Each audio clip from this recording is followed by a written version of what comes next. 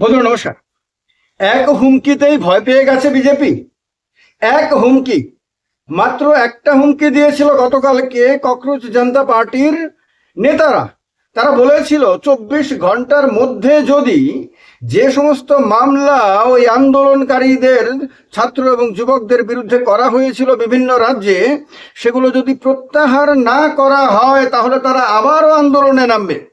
এই এক হুমকি শোনার কয়েক ঘন্টার মধ্যেই আস্ত বিশ্বের সবচেয়ে বা সৌরমণ্ডলের সবচেয়ে শক্তিশালী দলটি মানে পুরোপুরি হিলে গেল বলা যায়।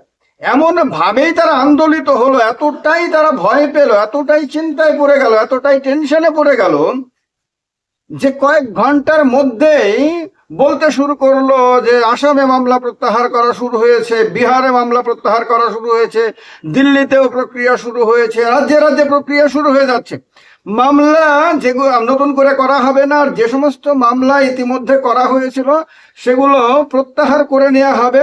শুধু তা না, যাদেরকে জেলে ঢোকানো হয়েছিল তাদেরকেও জেল থেকে বের করার ব্যবস্থা করা হবে। এবং তারা তাদের যে প্রতিশ্রুতিতে অনড়, সেই কথাটাও তারা বারবার বোঝাতে শুরু করে দিল। কেন এরকম অবস্থা হলো?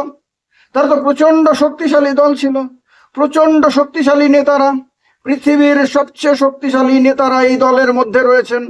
এই দলকে একটু এদিক ওদিক করার মতন ক্ষমতা অন্য কোনো দলের নাই।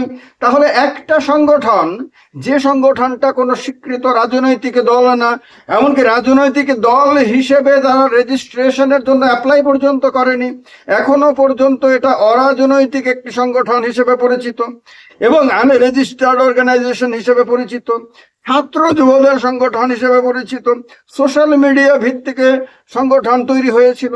সেই সংগঠনের নেতাদের একটি হুমকিতে তারা এতটা টেনশনে কেন পড়ে গেল? তার মানে কি দল কি ভেতর থেকে খোকলা হয়ে গেছে?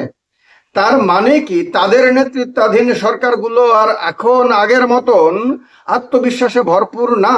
তারা কি এখন মনে করছে যে আবারও যদি আন্দোলন হয়, আবারও যদি দিল্লির বুকে, পাটনার বুকে, কলকাতার বুকে, মুম্বাইয়ের বুকে, বিভিন্ন রাজ্যের রাজধানীগুলোতে, বিভিন্ন শহরগুলোতে যদি আবারও ছাত্র যুবর আন্দোলনে নেমে আসে, তাহলে তাদেরকে সামলানো প্রায় অসম্ভব হয়ে যাবে?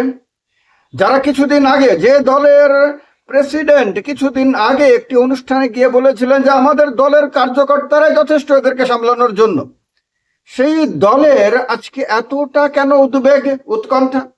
দল যদি যেরকম ভাবে প্রচার করা হয়েছিল এতদিন ধরে, সেই প্রচারের মতন করে যদি সত্যি সত্যি দল শক্তিশালী হতো, সাংগঠনিক ভাবে শক্তিশালী হতো, তার জনপ্রিয়তা ধরে রাখতে পারতো বা জনপ্রিয়তা বাড়াতে পারতো, যেগুলো কাগজে বারবার বলা হয়, লেখা হয় আর মিডিয়াতে বারবার প্রচার করা হয়, যদি সেটা বাস্তবে রূপায়িত হতো, তাহলে তো এগুলিকে পাত্তা দেওয়ারই দরকার ছিল না।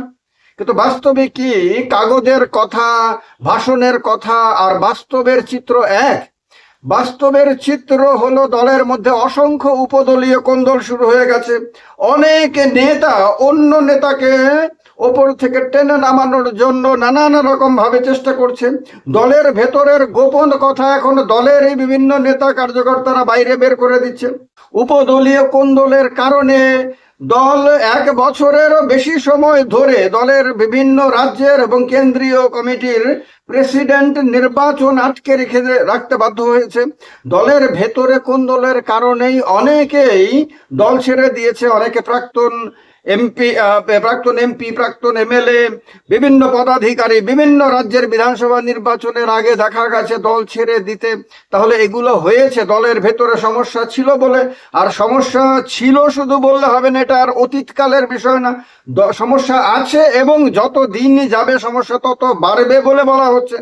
যদি সমস্যা এভাবে বাড়তে থাকে তাহলে দল আগামী নির্বাচনগুলো কিভাবে ট্যাকেল করবে? কারণ বিরোধীরা যত দিন যাচ্ছে তারা মজবুত হচ্ছে, এ ব্যাপারে কোনো সন্দেহ নাই। এখন গদি মিডিয়া বলে যাদেরকে চিহ্নিত করা হয় তারাও পরিষ্কার বলছে যে বিরোধীরা শক্তিশালী হচ্ছে, সংগঠিত হচ্ছে, বিরোধীদের দিকে জনপ্রিয়তা বাড়ছে এবং শাসক দলের জনপ্রিয়তা কমেছে। প্রধানমন্ত্রী স্বয়ং এখন সোশ্যাল মিডিয়াতে এসে সেলফি ভিডিও পোস্ট করতে বাধ্য হচ্ছেন, কারণ তিনি বুঝতে পারছেন যে সরকারের সঙ্গে, শাসক দলের সঙ্গে সাধারণ যে তরুণ যুবক যুবতীদের, ছাত্রছাত্রী, তাদের অনেকটা দূরত্ব তৈরি হয়ে গেছে। তারা এখন মনে করছে যে এই সরকার থাকলে পরে তাদের কোনো উপকার হবে না, সরকার তাদেরকে যে প্রতিশ্রুতিগুলি দিয়েছিল সেই প্রতিশ্রুতিগুলি তারা রক্ষা করেনি এবং সেগুলো রূপায়ণের ব্যাপারে তাদের কোনো ইচ্ছা নাই। এই ধারণাটা তৈরি হয়ে গেছে, আর এই ধারণা থেকেই তারা আন্দোলনে ঝাঁপিয়ে পড়েছে। আর এই একটা সফল আন্দোলনের কারণে তাদের মনের মধ্যে এত আত্মবিশ্বাস তৈরি হয়ে গেছে যে তারা মনে করছে এখন আন্দোলনের হুমকি দিলেই যথেষ্ট, অনেক কাজ হয়ে যাবে। আর আন্দোলনে নামলে তো মারাত্মক ব্যাপার হয়ে যাবে, কারণ দেশের বিভিন্ন রাজ্য থেকে তাদের ওপরে ডেফিনেটলি চাপ আছে। কারণ আমরা দেখেছি যে যন্তর মন্তরে আন্দোলন শেষ হওয়ার পরেও অনেককে দেখেছি সোশ্যাল মিডিয়াতে, বিভিন্ন চ্যানেলে তারা বলতে সেখানকার আন্দোলনকারীদের যে আন্দোলন এখন শেষ না করে এটাকে কন্টিনিউ করা দরকার, আরো অনেক মন্ত্রী পদত্যাগের দরকার আছে, আরো অনেক কিছুর দরকার আছে, আমরা আরো কিছুদিন থাকলে ভালো হতো, এরকম আন্দোলনকারীদের অনেকে বলেছে মিডিয়াতে, সোশ্যাল মিডিয়াতে আপনারা সবাই দেখেছেন। তার মানে হলো তাদের মধ্যে একটা জোশ এসে গেছে, তাদের মধ্যে একটা জোশ এসেছে যে সরকারকে ঝুঁকাতে হবে, সরকারকে হারাতে হবে, মন্ত্রীদেরকে পদচ্যুত করতে হবে। এই একটা জোশ এসে যাওয়াতে ইয়াং জেনারেশন, তাদের বয়স কম, তারা যখন কোনো কাজ করে যখন সফলতা পায় তখন তাদের মনের জোর অনেক বেশি বেড়ে যায় এবং তারা আরো বেশি উৎফুল্ল হয়ে আরো ময়দানে বেশি করে ঝাঁপাতে চায়। কারণ এই বয়সকালে তাদের জীবন মৃত্যু পায়ের ভৃত্য চিত্ত ভাবনাহীন থাকে।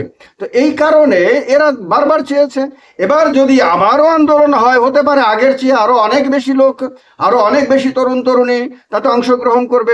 এটা বুঝতে পারছেন নরেন্দ্র মোদী, কারণ নরেন্দ্র মোদী নিঃসন্দেহে এটা দেখছেন যে সোশ্যাল মিডিয়াতে তার দলের নেতাদের ভিডিও পোস্ট করলে, কোনো পোস্ট দিলে, টেক্সট হোক অথবা ভিডিও হোক, এমনকি তিনি নিজে দিলেও তার মধ্যে রিয়াকশন কিরকম আসে, তার মধ্যে হাহা রিয়েক্ট কিরকম আসে, লাইক কিরকম আসে, লাভ কিরকম আসে, এই যে বা কমেন্ট এলে পরে সেই কমেন্টগুলোর মধ্যে কতটা পজিটিভ আর কতটা নেগেটিভ সমস্ত কিছুই রিপোর্ট তারা দেখছেন। যদিও পাবলিকলি সেগুলো তারা বলবেন না, কারণ দলের আরো বেশি যাতে ক্ষতি না হয়, কিন্তু তারা দেখতে পাচ্ছেন, তারা বুঝতে পারছেন যে দল সম্বন্ধে সাধারণ মানুষের মনের মধ্যে একটা অনীহা তৈরি হয়ে গেছে।